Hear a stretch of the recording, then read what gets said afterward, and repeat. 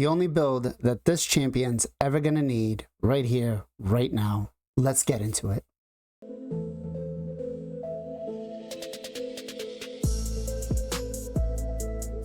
What's up, guys? Blazing here. Welcome back to the channel. And hey, Mithrala Lifebane is a phenomenal champion in Raid, right? Whatever you want, she's got it. What do you want? You want a cleanse? She's got it. You want any sort of, shield? She's got it. Strengthen? Got it. Increase attack, increase defense? Got it. Survivability? She's going to help you out. And hey, she could actually end up doing some damage for you as well. So let's go ahead. Let's break down her skill kit real quick. I know most of you already know it, so I'll put tags in the, or I'll put chapters in the description below, and you guys can skip on to those. But for anybody else that doesn't, hey, it's time to learn. Let's go. A1 will basically attack 2 times at random, right? Has a 100% chance when booked of placing 2 5-star poisons. Poisons are great for clan boss, great for almost everywhere but Hydra. Bad for arena. Polymorph, right? A2 attacks all enemies, places a hex debuff on all enemies for 2 turns. It does require accuracy, right? And then gives you a increased defense or increased attack. So she's going to give the perfect support for whatever nuker you decide to go with, whether they're defense-based, HP-based, or attack-based. And the reason I say HP-based is because they're going to get to defense, so they'll just be a little more tankier to take that hit, right? The A3 removes all debuffs from all allies, places a strengthen 25% and a shield equal to 30% of this champion's max HP, books down to a 3-turn cooldown. Strengthen, shield. I know with White King Narcissus, it's kind of the anti-meta, but everywhere else it does work out. You can use her for Phantom Shogun, right? You can use her for Hydra. You can use her for Clan Boss. No matter where, she's going to work out well. Her passive. I'm not going to read the whole thing out. I'm just going to break it down. Basically, when she puts out her Hex, right? There's a 50-50 chance of applying petrification on the attacker for 1 turn. Whenever an ally is attacked by an enemy under Hex, has a 30% chance of applying a petrification debuff on them. So 50% on her, 30% on an ally, and then she gets a equal amount of accuracy or resistance for her accuracy. So if she's got 500 accuracy, she's going to gain an extra 500 resistance, which makes her really strong for anti-Armand's teams. Now, aura-wise, she does have 80% in all battles, or 80 aura in all battles. I don't know why I say percent, but hey, Other than that, let's go ahead. Let's break down what I've got her built with. We're going to do a couple of showcases in some areas of the game where I think she's going to be beneficial. I don't know if Live Arena is open right now. If it is, we'll throw a couple of battles in there. Okay, Mithrala Lifebane, what do I have mine built with? Well, right now, what the best build you're going to be able to get is going to be a Stone Skin and Immunity. If you don't have Immunity and you have Untouchable, then go for it. And I'll explain to you why. So the thing is, if you go up against, let's put her in your defense team, or you want to go up against a bomb team, the moment that they take a turn and they land a bomb or anything, Stone Skin becomes absolute useless. But Stone Skin with Immunity means they can't land the debuffs, right? They can't land the bombs. And so with that, she's going to be able to take the turn, cleanse off the whole team, and then you're good to go into your rotation. So that's why Stone Skin and Immunity are the best sets. So we do have ours in a 4-piece Immunity and a 4-piece Stone Skin. As for accessories, it doesn't really allow us much room. I put a reaction accessory just to be able to take a hit on a go second when we go on a go second team for arena. Let's talk about stats. What do I have mine built with? Well, she's got 79k HP, just shy of 80k.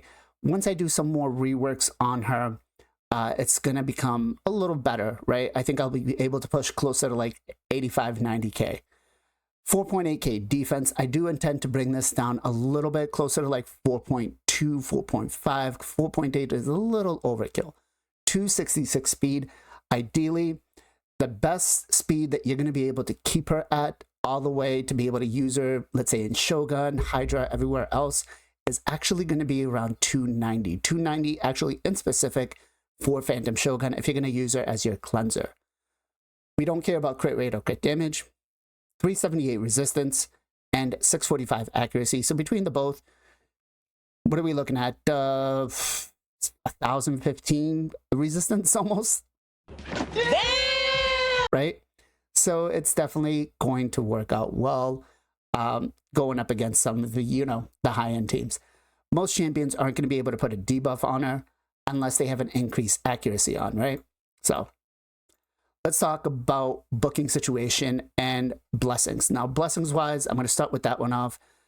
Polymorph is honestly the best one. If you're going to use her in more in PvE stuff, then you want to take Brimstone, right? Or if you're going to use her for Hydra specifically, then Lightning Cage comes in pretty strong because you can use her as your Mischief tank. But for myself, I took Polymorph. Plarium, fix this. Come on. Booking situations, we did fully book everything. It deserves a book. We did it. Masteries wise. Now here we could go a bunch of different ways. You could go to try to push out some damage if you really want to use it for a lot more PvE content, but I feel like this is probably the all-around more general build for her. So we did go with the support and defense. Support, we start off with Eagle Eye, right? Then we went to Master Hexer. We did go down to take Lord of Steel. We did not take Cycle of Magic, and that's mostly because of Amius. This sucks so bad. But we did not take that. We did take Merciful Aid. Also, it does hurt us in Phantom Shogun too. So there's another reason. We did take Healing Savior along with Swarm Smiter. We did take Shield Barrier. We did take Trust Focus. And we did also take Pinpoint Accuracy. Now, as for the defense tree, we did take Deterrence. We did take Retribution. You don't really need to farm these two out if you don't want to. They're just a little extra. Honestly, you could probably take Lasting Gifts, which would be just as good, right? You don't really have to take Deterrence. We did go ahead and take Harvest Despair. We did take Resurgent along with Rejuvenation and Defiant. All right, so we are currently in Gold 5 Arena. We're, you know, a little higher than 50%, but the two teams that I want to take on are going to be the Armand's teams because I feel like she's a really good counter against Armand's. Let's go ahead and take that out. Who do we bring in, guys? Who do we bring in? I guess we should bring... You know what? Let's show Supreme Elhain some love. I hope she's built. Let's show Supreme Elhain some love. All right, here we go. Turn meter boost. Increase attack, increase defense. And let's go... Honestly, I haven't even played Supreme Elhain, so... Go with the A1. There we go. All right, so you can see here she landed Petrification on him just by the counterattack. That was great, right? Really helped out a lot, making sure that we're not going to take any big damage from her. All right, so this was perfect.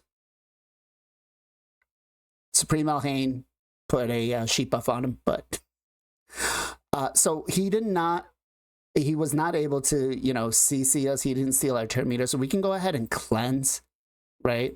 Give ourselves an extra shield, some heals. Let's see if we can, there we go. Oof. Bringing in damage nukers is very hard against a lot of these champions like the monkey. 6.5 hours later.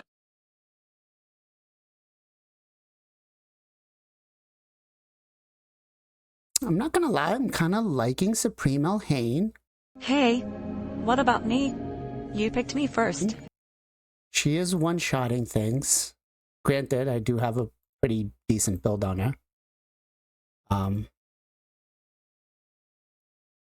Maybe I'll do a champion spotlight on her. Let me know in the comments down below if you guys want to see one. But all right, let's go. All right. Only took us 6 hours later.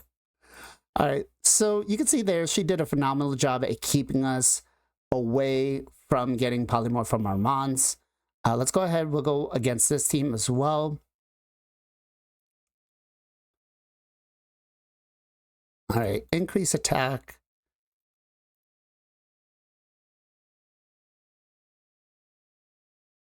Ooh. All right. Not too concerned about this yet, guys. Not too concerned about this yet. All right, let's go. Shields up. Poisons. 2,000 years later. Come on.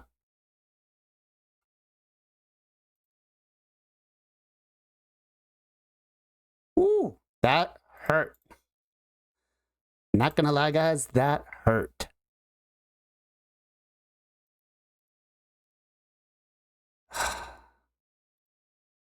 There we go. All right. Fight's done. Fight's over with. Let's go. All right, let's go ahead and jump into, let's go do some, I guess, dungeons, see what kind of benefits she's going to offer us there. And maybe we'll hop into some Doom Tower afterwards. All right, so she's going to be pretty much one of the best champions to bring in almost every single dungeon, whether, you know, you're doing Fire Knight, you're doing Dragon, or Ice Golem, or Spider. She brings something to the table where she's going to be beneficial across all of them. Even Phantom Shogun. The only one, with the exception of, you know, Sand Devil's Necropolis, she's going to be phenomenal everywhere. So let's go ahead. Hopefully, I could probably do something here. Let's go. We'll bring in Mithrala here. We'll take out... This is like my 5-second farming team. Or 10-second farming team, something like that. All right, so hopefully she's speed tuned for something. You know, you put the HP burnout on the team. Let's go blow that up. Blow that up. She comes in, right? Acrizia comes in now because everything's got a hex on them. Boom. Right? I guess if I just had a little more oomph on my Acrizia, it would have been over and done with. But her bringing in that hex allowed the Acrizia to basically bring her down to like no HP, right? Which is kind of ideal with what we're looking for. Acrizia comes back in, she brings the cleanse out, so our Acrizia can actually take a turn. Going back in on the boss, boom. Fight's over, fight's done with, right? Let's go ahead and jump into, let's say, Dragon. Now, for Dragon, I don't really have a Speed 2 team for her yet, because I don't use her there. I use the double Gina team that you guys just saw. But let's see here. Let's take one of the Cavalaxes out here, and let's put in Mithrala. Let's go recently used first, Mithrala. We'll have her open out with the Hex here. Hex here. I guess prioritize the Hex every single time. Again, she's not going to provide us with a speed run, but she is going to provide us with a good sustainability across the whole thing, right? So we won't have to worry about dying or anything like that. There we go. She brings the Hex out. Not bad. I mean, the extra Hex damage from the poisons and stuff is pretty good, actually. Can't lie. But she does help. Now, when we get to the boss, chances are she's not going to get... She won't get poisoned, but she will get stunned. I will say that just because the stun is irresistible. I know I'm showcasing her with like 2 Theodores and whatnot, but she's going to help stack up those poisons, right? Keeping it nice, easy, clean. Giving everybody a strength in. Next round, she'll be able to cleanse everything right off. We're good. Golden. Happy. And you kind of want the champions to die anyway, so. But let's go ahead. Let's take her into some Doom Tower, and let me show you what her full potential is on, you know, mostly farming teams going into Doom Tower for clearing boss stages. All right, so this is just going to be a pure damage test to see how much more she's going to provide us because of that hex in raw numbers, right? So let's go ahead. We'll come in. We'll put the decreased defense and weaken coming out, right? We'll go ahead. We'll use the hex, which is going to provide us with the increased attack up. Now, Grow Hack, right, is going to use the A3 here. 120,000 to about 85,000, right? All right, so let's go back in now and let's take out the Mithrala and see here, does it really make a difference? We'll bring an Arbiter to give the increased attack. How much more of a difference are we talking? So weaken, decrease defense. Grow Hacks, A2. So not much, right? With the last wave, we managed to take down, like, what was it, 2 out of the 5 ads. This one, we took out 1. Let's see on the single target nuke, what is she going to do? We'll try this again without any hex first. Increase attack.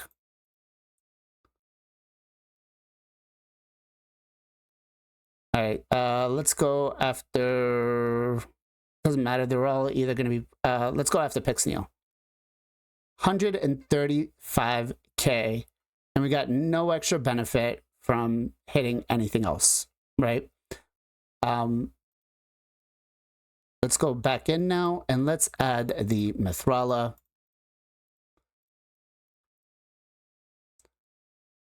And see what we get here. If this will load for me, guys.